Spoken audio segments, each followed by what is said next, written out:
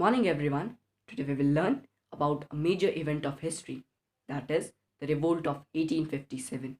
The Indian Rebellion of 1857 was a major but ultimately unsuccessful uprising in India in 1857 to 1858 against the rule of the British East India Company, which functioned as the sovereign power on behalf of the British Crown.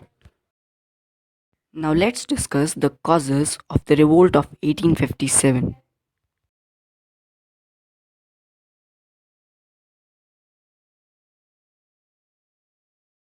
Lord Dalhousie's doctrine of lapse policy. As we all know that according to that policy, no adopted child was allowed to be the heir of the kingdom. This policy was associated with Lord Dalhousie, who was the Governor General of the East India Company in India between 1848 and 1856. In Meerut, due to this policy, Rani Lakshmi Bai joined the rebel sepoys and fought against the British. The name of Mughal emperors were also removed from the coins minted by the company. The Britishers passed laws to make conversion to Christianity easier. They allowed people who had converted to Christianity to inherit the property of their ancestors, gain rights on their lands, but this created distrust in the minds of people that the British people were destroying their religion, social customs, and their traditional way of life. There was inequality between the Indian and the British soldiers on terms of salary and other benefits. The major cause that led to the revolt was the unrifled rifle and the greased cartridges.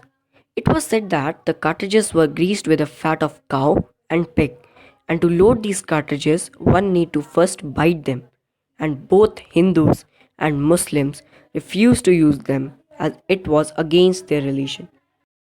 Now let's discuss some of the places where the revolt took place and the people who rose up in the rebellion.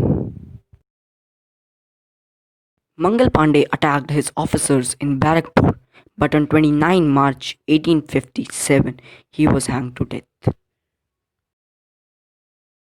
During this revolt, the soldiers chose Bahadur Shah Zafar as their leader and the entire situation changed.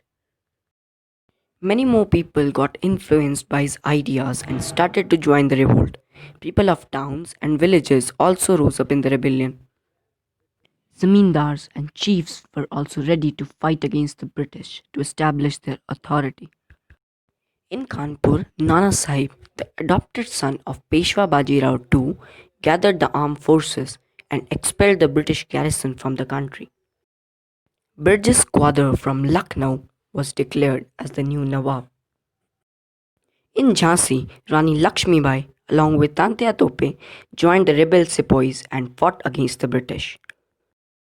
In Mandala region of Madhya Pradesh, Rani Avanti Bai Lodi led an army of 4,000 against the British, who had taken over the administration of the state. Many new leaders also came out, like Abdullah Shah from Faridabad, Bakht Khan from Bareilly, etc.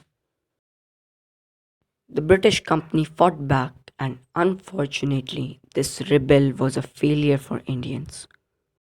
Bahadur Shah Zafar was blinded and was sent to prison in Rangoon, where he died in 1862. Rani Lakshmi Bai was killed and defeated in June 1858. Tantia Tope was also captured and killed in 1859. Rani Avanti Bai also chose death when she was surrounded by Britishers on all sides. Now, by the end of 1859, new laws were passed and the powers of the East India Company was also transferred to the Crown for better management of Indian affairs. Doctrine of lapse policy was abolished. Zamindars and landlords were also given their rights back. Britishers ensured that they will not interfere in the religious matters of people. The Governor General of India was given the title of Viceroy. Indian soldiers were reduced in the army so to prevent any other revolt against British in future. Thus, we can say that a new phase of life began after 1857. So, this was the history behind the revolt of 1857. Thank you.